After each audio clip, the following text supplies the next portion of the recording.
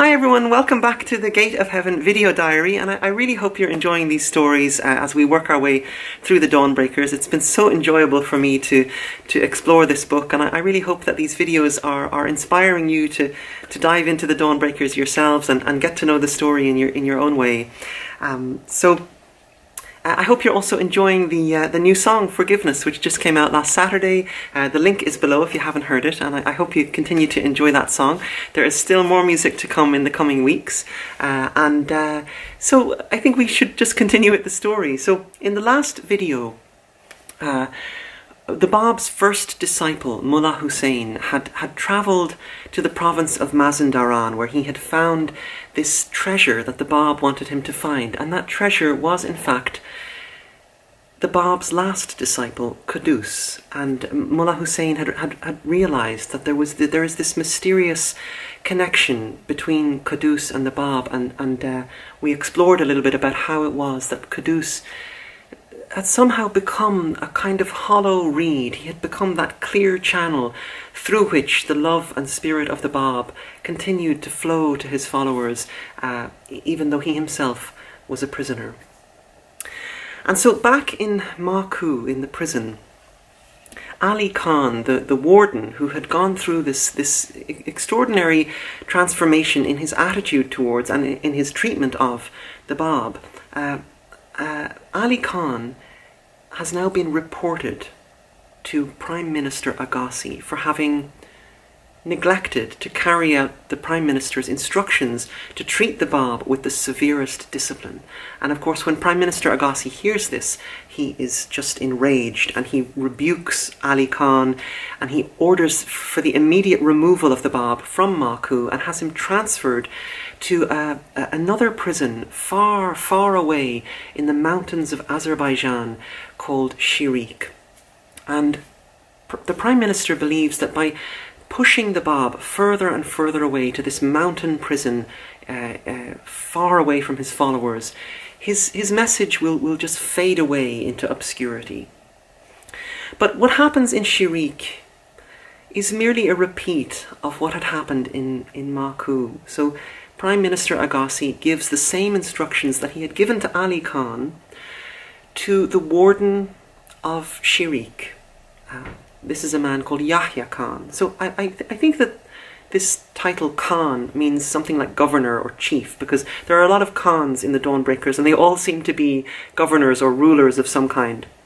And so the Prime Minister orders Yahya Khan to treat the Bab with the harshest severity.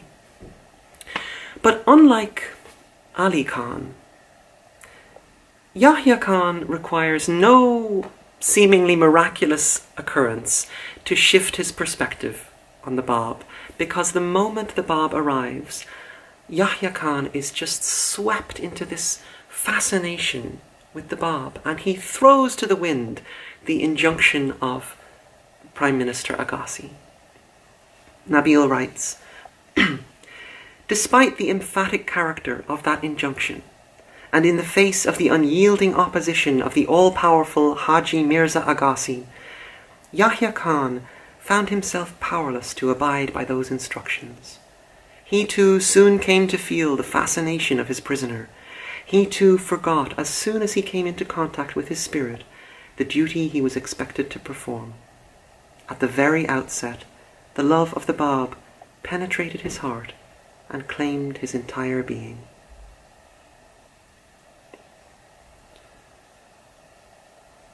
And just as had been the case at Maku, more and more of the people of the surrounding village of Chihriq become enamoured with the Bab, and on a daily basis they gather around his prison, hoping to just catch a glimpse of him.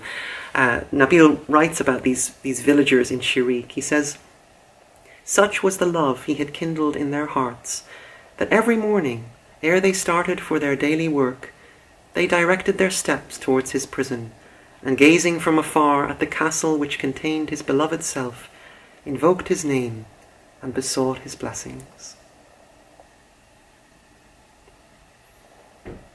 And so the very thing that the Prime Minister was trying to prevent came about.